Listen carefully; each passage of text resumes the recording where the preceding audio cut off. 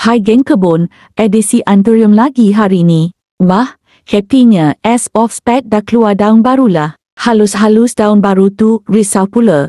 Iklan dah habis, jom kita tengok misi menyelamatkan bonggol Anthurium. Nampak tak yang hijau-hijau tu? Saya rasa itu pucuk kan? Bonggol ni dah sangat hitam. Saya sebenarnya tidak menaruh harapan untuk dia hidup semula, tapi Alhamdulillah ada perubahan. Video tadi kabolah pula, okey sekarang clear sikit. Jadi, inilah dia rupa bonggol Anthurium yang dah terkorban hari tu. Saya kerat bahagian yang lembek dan letakkan di atas mos. Syukur Alhamdulillah. Apa yang saya belajar dari semua ini, jika pokok yang mati masih ada keratan atau bonggol, jangan dibuang. Kita cuba untuk selamatkannya, cuma peratusannya 50-50 lah. Tapi bergantung pada pengalaman anda. Macam saya masih baru. Pokok hidup pun boleh mati. Ini kan pula nak selamatkan pokok yang dah mati.